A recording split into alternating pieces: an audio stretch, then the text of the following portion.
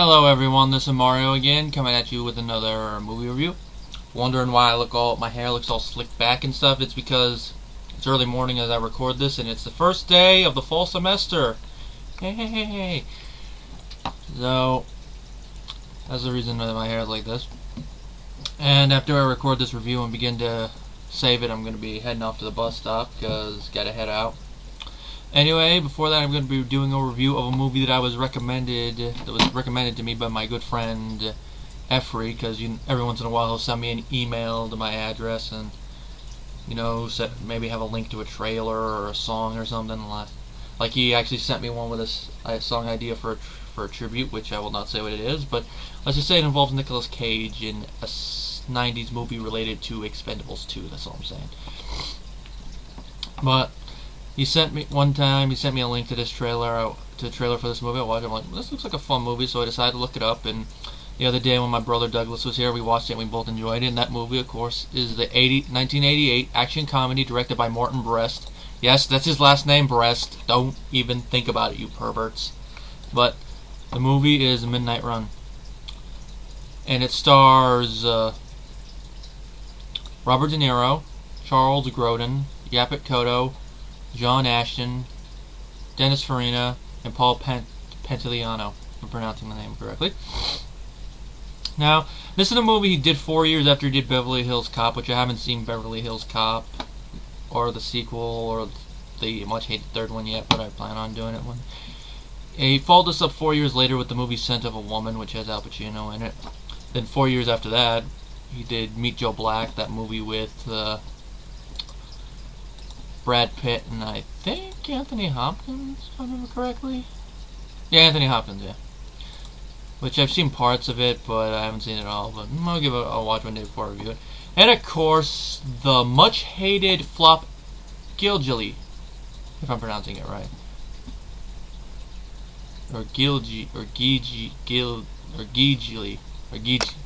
excuse me, Gilgilly. That looked like an Gilgilly. Which of course is the movie they apparently got Affleck and Jennifer Lopez together. The only scene I really hear much praise for is that weird scene where Christopher Walken is talking about pie. You know what I want? I want a big slice of pie. Whittick, shame on you. I know I sucked at it, but I haven't really practiced Christopher Walken. But anyway, this is basically a buddy movie where the guys aren't really buddies at the beginning, but they become it as the movie goes along, and you could tell that I'll get to that in a little bit, but this part where part of the humor comes from. Now, Robert De Niro, he made this movie not long after The Untouchables, which I haven't seen that movie in its entirety, but I have seen enough scenes to be able to tell you De Niro's performance in that movie was great. And he wanted to follow it up with a comedy, and he did this movie. It's a movie with action, some of it, but it's not like balls to the walls action. It's like being an 80s movie and comedy, and both work. Now, the plot is that Jack Nicholson almost by accident. Excuse me. De Niro plays a bounty hunter named Jack Walsh. See where the Jack thing comes in. Who we find out at the end, as the film goes on, is a former cop. But I'm not going to spoil out why he's a former cop. Let's just say it's connected to someone involved with the plot. That's all I'm going to say. He's enlisted by a bail bondsman named Eddie Moscone to bring back accountant Jonathan the Duke Mardukas, played by Grodin. Apparently, he embezzled $15 million from mob boss Jimmy Serrano, played by Farina, before skipping on a $450,000 bail that Moscone posted for him. Now, you can imagine it's bad enough when someone skips bail, but for that amount of money, it's liable to piss off any bail bondsman. And to make matters worse, that Jack has to bring the Duke back to LA within 5 days, or Eddie defaults on the loan and he loses his business. As you can tell, as we see, Eddie doesn't really pay Jack usually what he owes him, so you can tell that Jack is going to use this to get revenge, especially since Eddie calls it a midnight run and Jack demands $100,000 from him in order to do it. At the same time, he's approached both by the FBI in the form of Special Agent Alonzo Mosley, played by Kotto, who wants the Duke to be a witness against Serrano, and as well as Serrano's henchmen, who offer Jack $1 million to turn the Duke over to them. Now, of course, with Mosley, there's some humor involved when they go and talk with him, like, Like, are those sunglasses special issue? Or do all you guys shop at the same store? That's the thing about his character. He is kind of a smartass, even when the situation doesn't really call for it. Like, if you're pulled into a car by the FBI, you're not really going to be a smartass, or at least most people. But the fact that he could be a smartass to him just shows this character got some balls.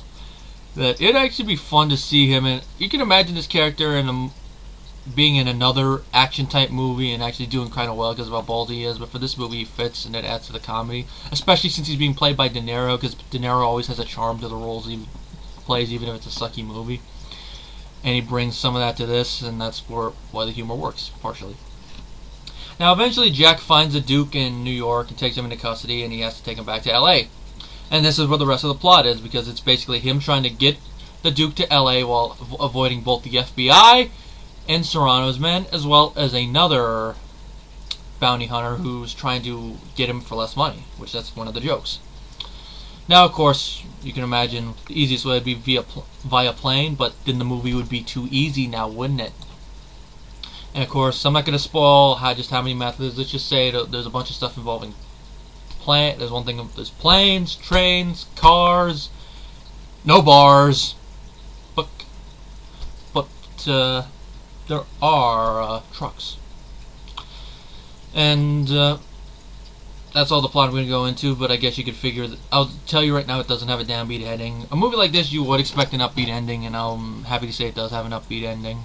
It actually has a very funny moment at the end. Why, you crazy?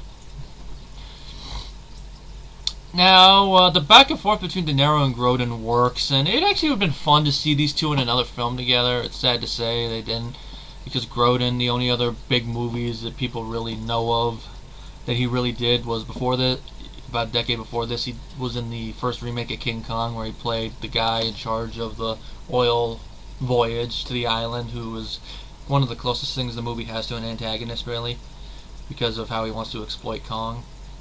And of course, a couple years after this, he was in Beethoven 1 and Beethoven 2, which of course everyone remembers him in that role because he plays the father, which I loved him in that role. But this is a better role for him. This is probably my favorite role of his. Yaphet Kotto, always a fun actor to watch, and he does a pretty good job as Mosley.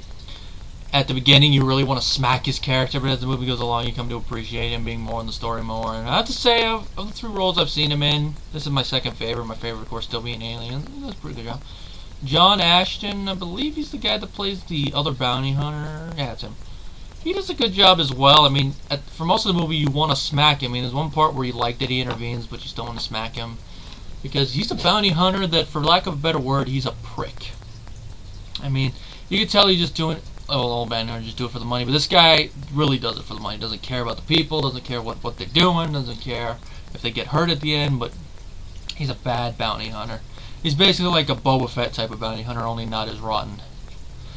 And of course, whenever he does get thwarted, especially near the end, you do like to see it happen to him because you're like, yeah, that's what you get for being a prick. Dennis Farina, it's always good to see him. He does a pretty good job as Jimmy Serrano. Doesn't have a lot of screen time, but when he's there, he is pretty good. And as the movie goes along, we find out a little bit more about him. You actually want to see him taken down even more, especially when we find out how he's connected to the character of Jack. I'm not going to state what it is because that's a big spoiler, but when he gets what's coming to him near the end, I'm not going to state how, you actually are like, yeah. And of course, Farina, it's always good to see him as well. I mean, first time I ever saw him was when he was one of the cops in Law and Order, and then of course, not long after that, he replaced Robert Stack as the host of the revamped Unsolved Mysteries. Not as good as Stack, but still pretty good. And of course, around the same time he made this movie, he was in Manhunter, which he did a pretty good job in that movie too. I think a little bit more screen time there. Now, this is something I actually find a little bit hard to believe, but apparently this score was done by Danny Elfman, which you're like, what? Yeah, the way the score uses guitar and stuff and the way it sounds, you wouldn't believe this is Elfman. And then again, this is a year before he did Batman and all his scores started to be more in that type of vibe, but it's kind of fun. It's a fun score. I thought at first it was done by the same guy that did the Lethal Weapon scores because of how the guitar was used, but nope, it's Elfman. Which is the one reason I like to listen to composers. I like to listen to their earlier work to see how they evolve. Like, you listen to Horner's, you could tell the difference between his new stuff and his old stuff. Then again, with Horner, his older stuff is his better stuff, and Elfman back and forth depending on the score. But Elfman's score I liked. I'd probably like to get that main theme. And I don't know what else to say about it. Brest did a good direction job, and it's kind of sad to say he's not doing anything anymore. It's funny because Uwe Boll and Michael Bayer are getting jobs, but not this guy. Kind of a shame. Probably Gilgili, however you say, you guys know what movie I'm talking about anyway. Seems that movie took a lot out of him apparently, or maybe he just didn't like how studios are anymore and he's not good at directing. Or maybe because of that movie people aren't giving him jobs. It's just kind of a shame. You're going to base the whole reason not giving him jobs off of one flop. Really, people. And it was written. The movie was written by George Gallo, which I want to see what else he wrote. Let's say he was the director of Local Color. He directed Homeland Security. He was involved with the whole 10 Yards, which I want to see how he was involved in that. Oh, he was a screenplay. He was the writer as well. That's interesting. He did the story for Bad Boys, which that's kind of interesting. Yeah, anyway, he did a pretty good job with the writing. And don't know what else to say. For me, this is a classic buddy comedy movie, and I'm happy to say that a lot of critics agree with me. It has a 96% on Rotten Tomatoes right now with critics, 82% with audience. That's pretty good. And on IMDb, it has a 7.4, which I could agree with that mark for the most part. Could be maybe like a point higher, but that's pretty good for an 80s movie. And I hear they're in talks to make a sequel, which I have to say, if they do, make it for the right reasons. Don't make it just, I need money, ha ha ha. And it'd be kind of fun to see both of these characters back, but the problem would be, how would you bring them in? I would see maybe Jack coming out of his retirement as a bounty hunter, maybe Grodin being his accountant or something, maybe him being in trouble. But it'd be interesting to see what idea they could come with, as long as it is a good sequel. Anyway, my rating for this movie is 5 out of 5, and if you haven't seen it, I recommend you give it a watch. I believe it's somewhere on YouTube. If so, find it and I'll put the link in the description box.